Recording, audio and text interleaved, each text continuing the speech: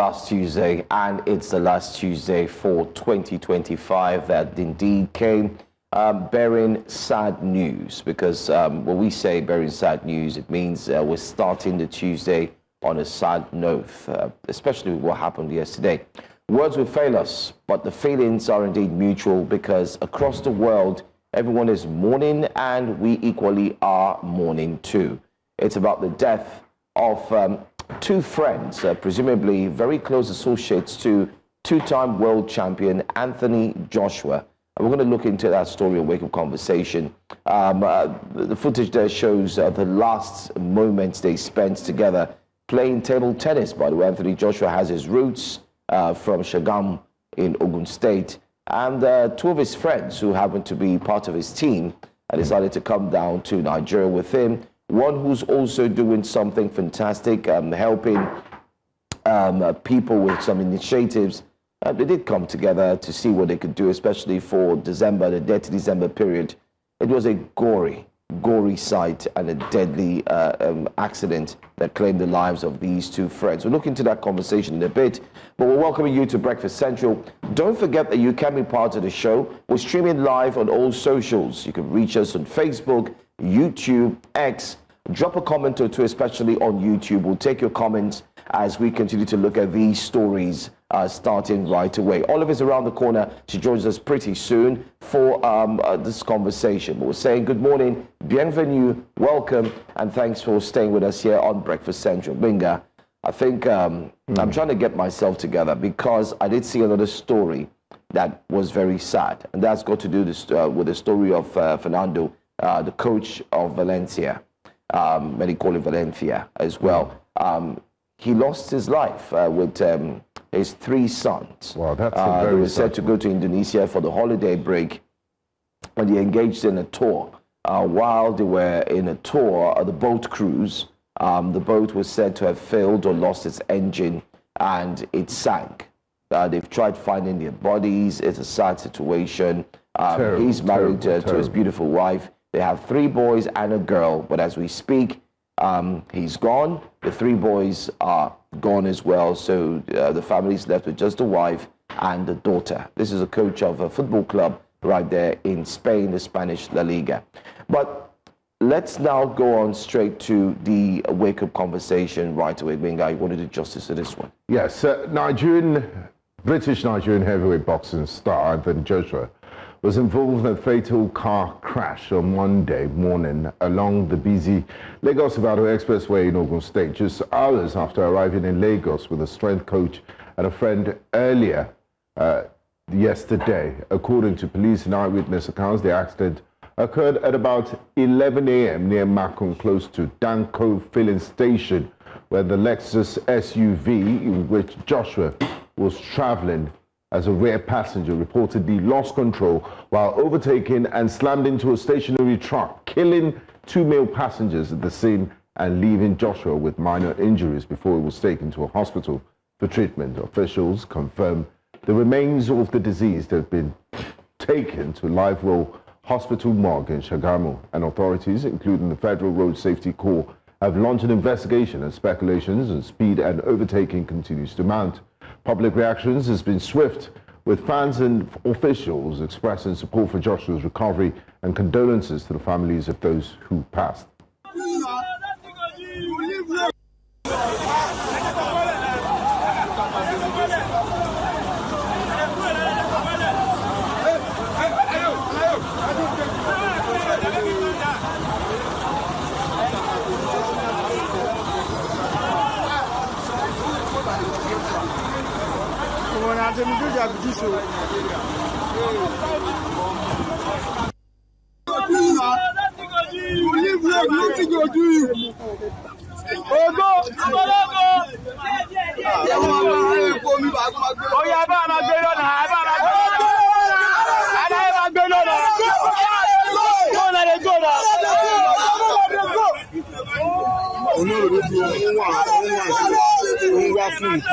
Bros, what did they find?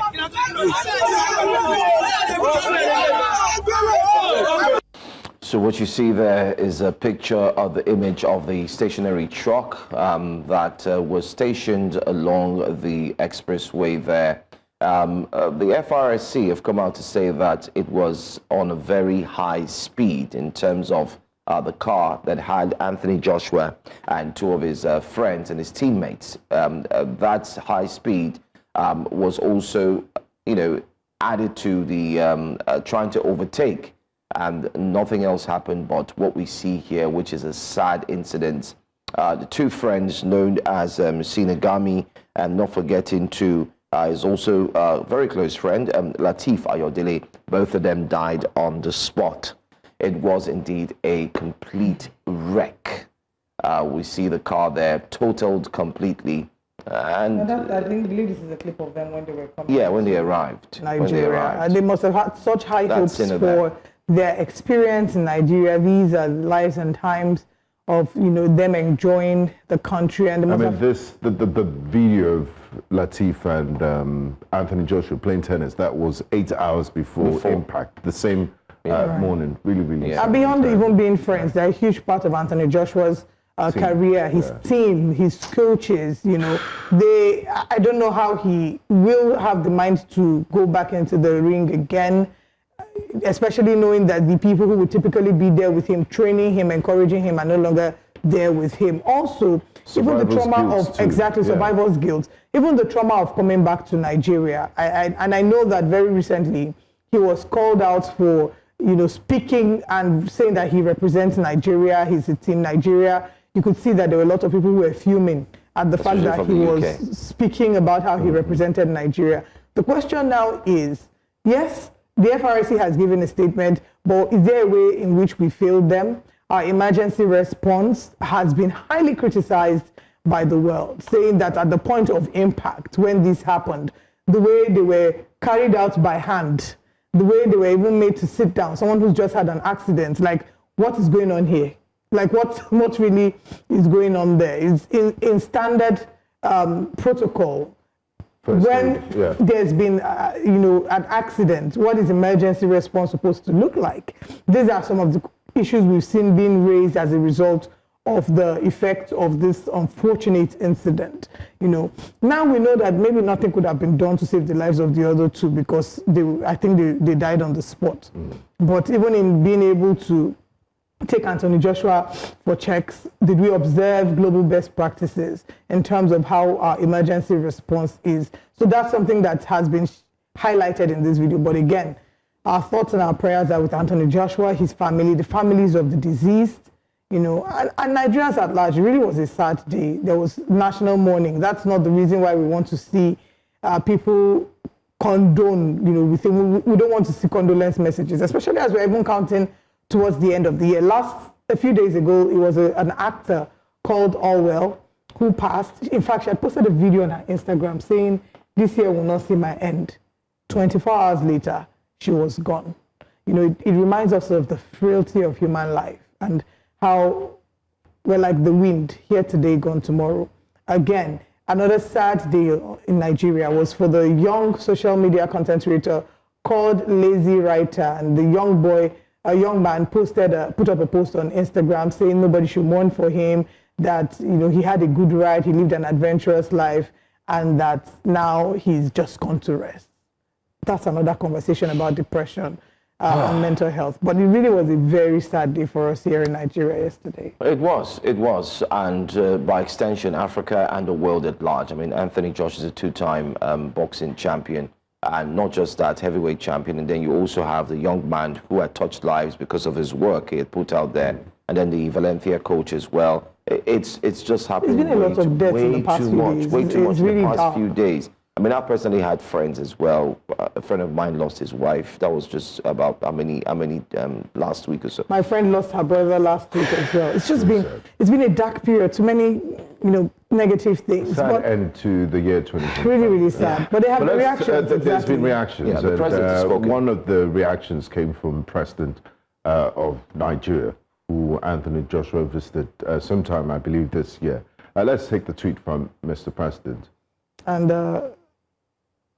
beyond Mr. President, there was also the governor of Lagos State. I mean, there were several other even the former messages. vice president, Atiku Abubakar, everybody. You can see here, it says, AG, I extend my deep sympathies to you following the tragic accident on the Lagos-Ibadan Expressway, which claimed 2 precious lives and caused you injuries. This immense tragedy cast a deep shadow on this season. I sympathize with you and your family as you bear the emotional weight of this unfortunate incident. As a sportsman, you have always shown courage, discipline, and unwavering love for your country, for our country. These are qualities that made you a source of national pride. In moments like this, we must encourage one another as brothers and sisters with a shared destiny. I pray for strength, wisdom, and grace for you during this painful period. May God grant you a speedy recovery and repose to the souls of the departed. Signed, Bola Ahmed Tinubu. And he's one of the many other people, Jake Paul, who he's meant to... He fought with. Yeah, he did fight with, right, yes, exactly. Rest in peace, Shinogami and Kevin Latif Lats Ayodele. My thoughts and prayers are with their families and friends and AG. It's really, really sad time. Great sportsmanship there.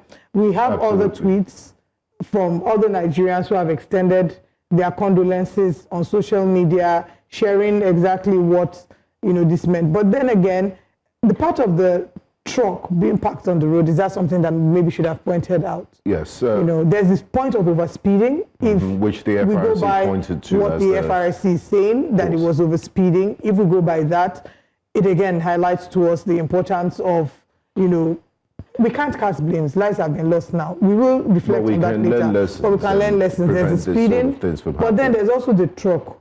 And emergency response. So these are things that we can pick from there that should have been done better. But again, our heart really goes out to them. And stationary trucks, they are, I lost a friend a few years ago. He crashed into a stationary truck. And I'm sure there are many people that have this sort of stories of stationary trucks parked on the roads, bad lit, especially at night, with no street lights, and drivers just run into them. They're a danger to road users. And if there's a breakdown, they should find a way to tow them in the fastest time possible. And also, if you can't even tow them, put your seat caution and make sure that there's enough notice that it's visible that there's a stationary truck there. Sometimes they put leaves on the floor and things to show, or seat caution to show that, look, there's a stationary truck parked here. Essence says, just look at the terrible state of Nigeria. After a major accident reportedly involving Anthony Joshua, where 2 lives were lost, there was no visible emergency response, no ambulance, no proper medical care. Instead, he was made to sit upright in the front of a police van immediately after the crash, when basic safety protocol says an accident victim should be laid flat and stabilized. This is deeply troubling. It highlights how broken our emergency response and governance systems are. May Nigeria not happen to any of us. The country desperately needs help, especially in administration, structure, and good governance. This is too much, Essence says. The key point for me is the governance systems. We're so big in launching, road. The government bought 10 ambulances, 15 fire trucks, commissioning cotton ribbons. But the systems that make these things work, the human beings, the seamlessness, the workability of it is what we lack. We lack proper systems, response systems, and we need to do something about it. Yeah. Son of Grace has a long one there, very long, but let's go to Nefriti. But I actually like the tweet before this one, because I feel like it points to what we were saying. He said, what are the odds that this same accident that Anthony Joshua survived, but unfortunately got 2 other people killed, could have happened to him in the UK where he's based? I admit that accidents can happen anywhere in the world, but I know that an overloaded truck will never be allowed on the road in the UK. And I also know that UK roads will never degenerate to the appalling condition that Ogun State roads have become. Okay, let's assume that the accident did happen to him in the UK. Do you think there won't be any ambulance at all in the accident scene? All I'm trying to point out is that Nigerian roads are death traps. And it is very necessary for the government to fix the roads. If the government wants to tax Nigerians like other Western countries tax their people, the government should at least provide the basic amenities for the benefit of the masses. I know some people will say that I hate Nigeria and its government, but I don't care how they feel. I don't know what the other one means. Anyone living abroad but still supports the anyhowness and poor living condition that the government has subjected the people to is the one who truly hates Nigerians. I wish AJ quick recovery and I pray that the souls of the departed find an eternal rest. Yeah, now let's go to Nefertiti. Anyway, she says, Anthony Joshua's accident is a grim reminder that Nigeria will humble you, no matter your status, regardless of how rich you are, as long as you're a Nigerian living in Nigeria, my dear, you are poor. Those who demand the barest minimum on Twitter every day are not stupid. Well, I think this really is not a Nigerian, well, in as much as we know there were issues there in terms of response time and so on. And Diogo Jota. Paul Walker. Yeah. Paul Walker died as well. You have so many of them. Let's just move on to our next story, and would definitely like to hear your comments as well. So feel free to drop a comment or two while we're streaming on social media, particularly on YouTube. Let's move on now to another story. Tension fled in Kwara State when a group of women staging a peaceful protest against rising insecurity were violently attacked by thugs right in front of police officers who reportedly did nothing to protect them. The women had gathered to demand urgent government action on the growing cases of killings and kidnappings in their communities, but their call for help was met with brutality. Videos of the assault quickly spread online, sparking national outrage, and fierce criticism of the authorities. In response, the Kwara State government issued a statement condemning the attack and promising an investigation. They always promise that, and nothing happens. Trust me. But for many Nigerians, the damage is done. The incident has only deepened public frustration over the state's handling of security and the disturbing silence of those meant to defend the people. Just take a look at this video. Let's start off first with the women protesting. Just take a look.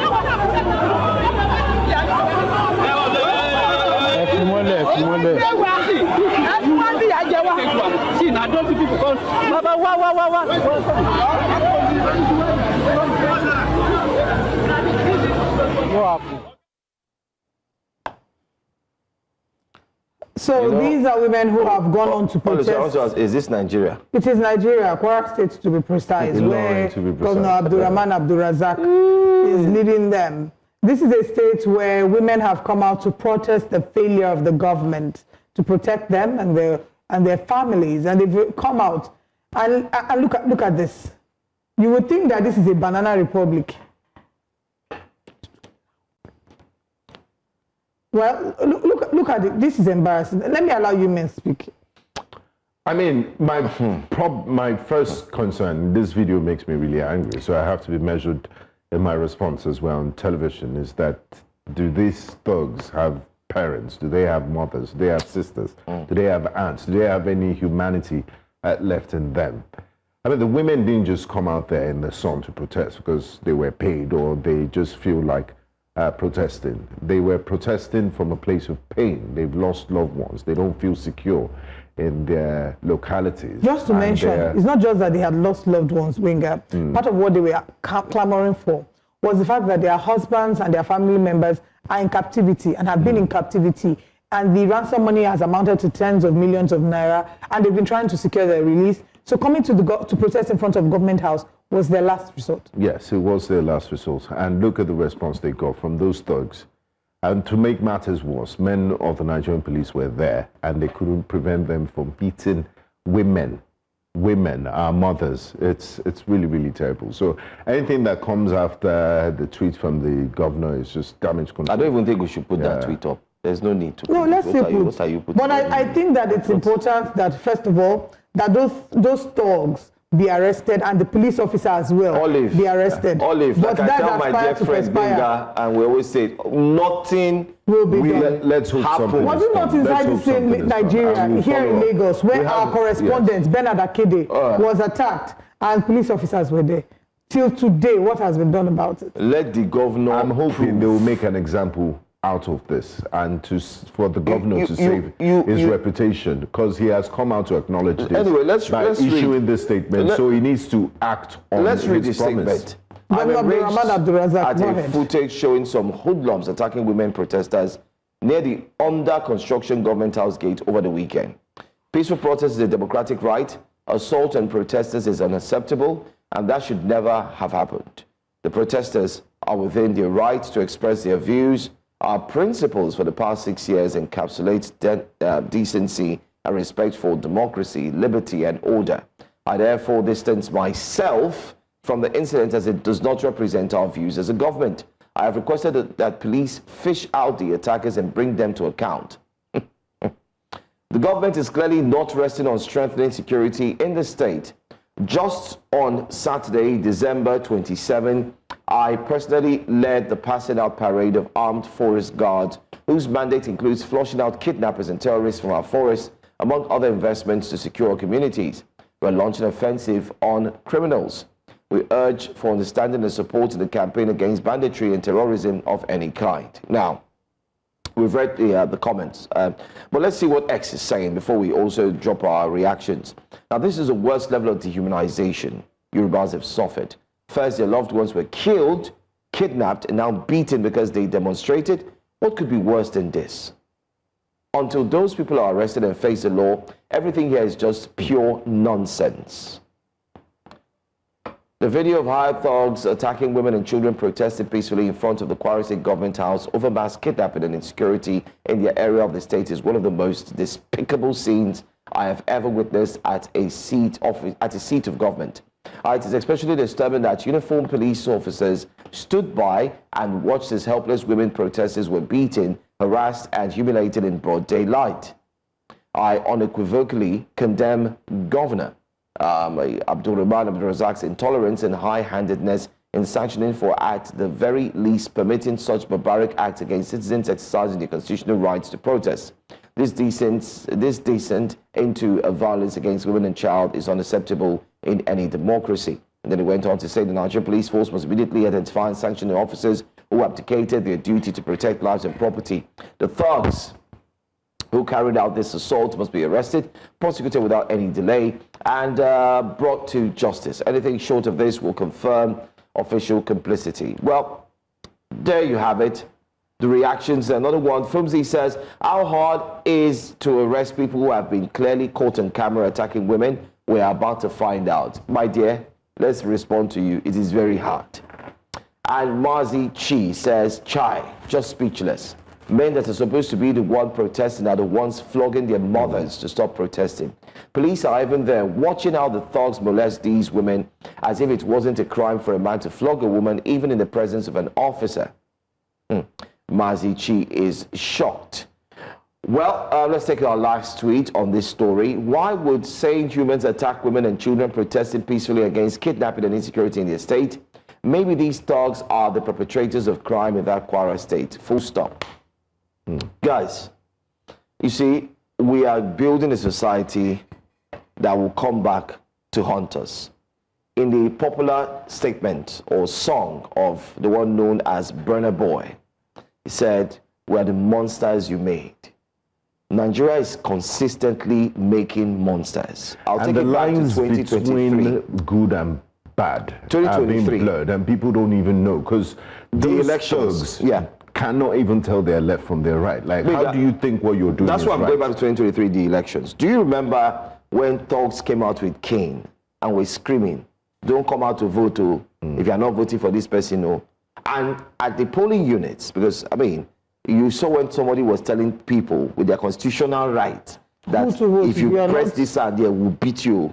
And we saw where thugs were empowered to take over the streets and do things. Don't go too far. the southwestern zone, which we know, the governors know that thuggery is a major problem. And the question has been, why have you not helped these thugs out on the streets? There are also indications that you use them at a certain point.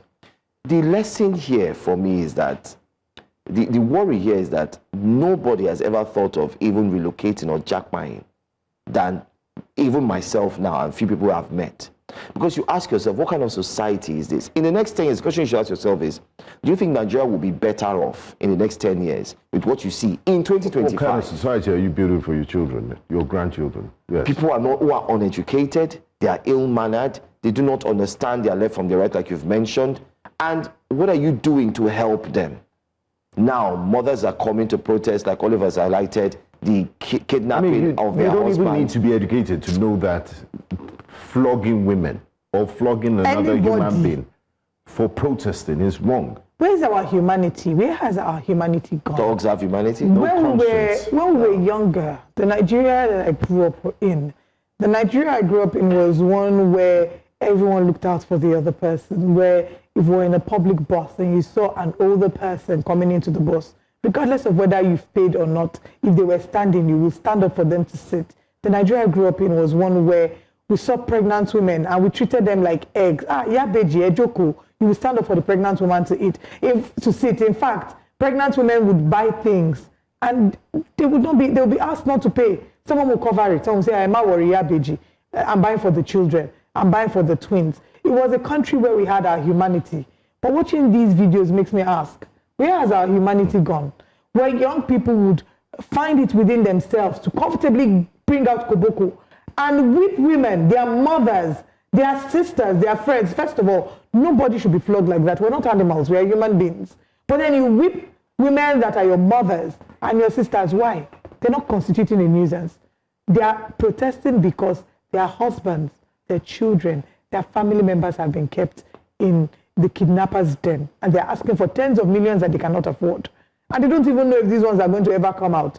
And if they'll come out alive. My prayer is that they find some of these thugs, and what we used to do in the military is you make them serve job. They should be taken to a barrack and make them, frog jump from morning to night, reorientate them, make them watch videos. They should be begging. We have a menace. Thuggery is a menace in Nigeria. Yes. But so we now need to think of creative ways to do with it. There's something that Pastor Paul Adefarasin has done with thugs, which I think is great. I think they have I don't know if it's Pastor Paul or if it's Pastor Tony Rappo. It's Pastor Tony Rappo, right? Yes. They have a ministry for area boys where even Pastor Paul uses them for the experience. They incorporate them into the process, they employ them, they give them jobs, they help them, so they make them useful. So you help us park our cars, and they put them on salaries. So I think what we need to do as a government, not just in Kwara State, around the country, we need to look for creative ways in which to engage these area boys to ensure that they are part of it. If not, if we don't engage them creatively, we'll continue to see things like this. But then we also need to ensure that there are punitive measures for the erring ones. Bless you when someone like that has done something like that, or those people, you bring them out, make a public spectacle of them, send them to prison.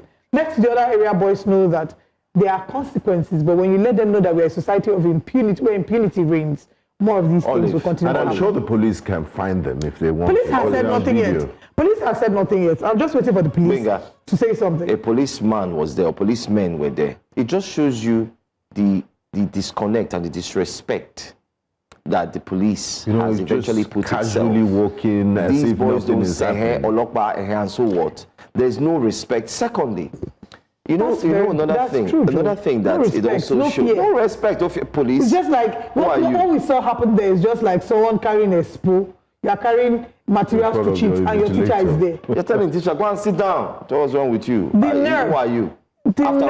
After all, at the end of the day, we know these things. The police will still say, Alpha, anything for the... No. Secondly, the major problem in this is that these same boys, if you think they're only going to be dealing with those who are below them, or those who are, who are not rich or wealthy in the society, you are getting it twisted. because they will still come for you. Whether you are using today armor tanker, you are using this, because when you start enabling people like this, they take advantage of the entire system. And lastly, just to wrap things up from my own part of view concerning this, my own point of view, when you have leaders who are stealing and they are not locked up in prison, you think these thugs don't know the stories? You think they don't hear the newspapers? You think they are not watching us now? Some of them, I've met some of them, they went to school, they're educated. Circumstances made them drop out. They couldn't continue their secondary school. They dropped out in JSS 3. I know one, Jamu, speaks good English, but he will tell you, my brother, situation, I put me here. You will see him. But the point is, you think these guys don't know the stories? They can see the leaders pilfering, stealing. And also because the leaders, like going back to what you said earlier, you can't use a person for electoral malpractices. You can't train a person and use them to cause chaos in the society for your own benefit and expect that when elections are done, they will go back to singing Kumbaya, return to church or mosque and have a quiet, peaceful life. No. Like you have enabled them, and they are the monsters that you've made. Let's move on to another story. Now, this happened in Edo State. Still on thugs. Still on thugs. Don Pedro Obaseki found himself at the center of a disturbing incident in Benin City after a comment he allegedly made in London was perceived as disrespectful to the revered Oba of Benin, and it sparked outrage both online and on the streets. The remark, which many said undermined the authority and cultural significance of the monarch, quickly went viral, prompting calls for some Edo youths for Obaseki to be confronted if seen in the state. That moment came on Sunday at Uwa Primary School, where Obaseki was playing football. A group of aggrieved youths reportedly stormed the field, seized him, and demanded an apology for the alleged remark. What followed was a troubling scene. Obaseki, as you can see, was manhandled, stripped of some of his clothing, paraded through the streets before being taken to the Oba's palace. Videos of the incident drew widespread condemnation, with some decrying the perceived insult to the Oba, while others condemned the mob action and called for investigation. Let's take a look at the video.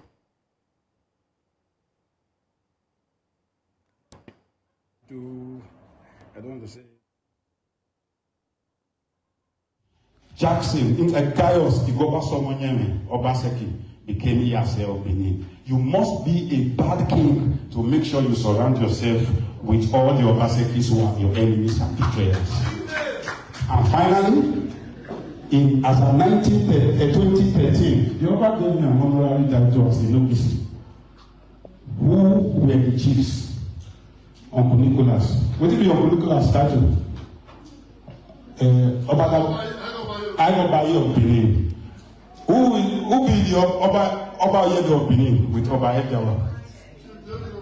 And who is David Obaseki's son? Okay. And who was the Ohenoko Bosari, the free gift from God of Benin?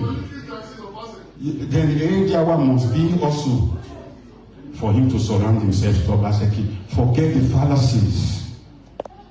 Go and read the works of Isaiah. Go and read the works of Higariwa. And go and read pages 17 to page 70 of Nemesis of Power by Professor Philip Ibafe. So we are not ashamed to be Obaseki. Godwin is our primus inter pares. And with him is the magnus opus of governance, Eduasa.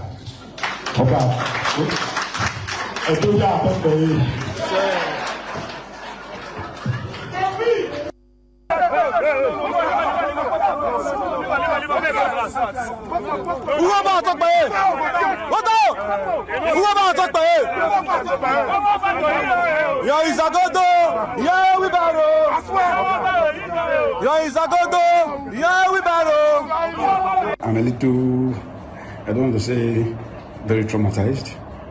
At about 11:30, 28th of December, at our primary school, and we were playing football. Immediately we finished the first half, the hoodlums, thugs, or I don't know, claiming or alleging that they were sent to come and take me to the palace. They invaded the place, some brandishing weapons, and dragged me for almost 5 kilometers from St. Joseph Catholic Church, where we have our primary school. Beat me, stripped me naked, and paraded me on the streets of Benin, along Akbava, took me first to the Holy Arosa Church, and then dragged me through Ring Road. There you have it, where in a country where we find or we're displeased by certain statements or actions, we decide that we will handle it in the way that we deem fit. I think that the one thing we must do is, I'm not going to intermeddle into the rightness or the wrongness of what he said, as opposed to the way in which it was handled.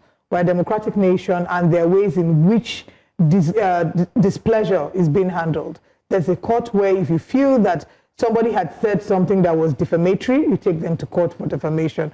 Or you can even have summoned him to the Oba's palace, and handled it the traditional way. That's what they did. They took him straight to the Oba's palace. But not in the way that they did. But not in that They stripped him of his dignity. They stripped him of his right. It's a constitutional right, the right to dignity of human person. Then again, Nigerian police in the spotlight, because these two stories that we just took back to back, it's about law and order and, human dignity and protection of citizens from and protecting their rights. Where was the Nigerian police in all of this? I'm sure men of the Nigerian police saw this happening. Between and they just decided to that football pitch and the Oba's palace, there's no way that they will say that there was no police person who saw that. It's really sad. The veteran broadcaster and politician will join us later on today, so we'll look forward to have that conversation, as we also must say well done to the Oba's palace, because they took him from the thugs in court and said no. Chiefs, yes. They said no, that this is not how to handle the matter, that the Oba doesn't want any issue, he wants peace.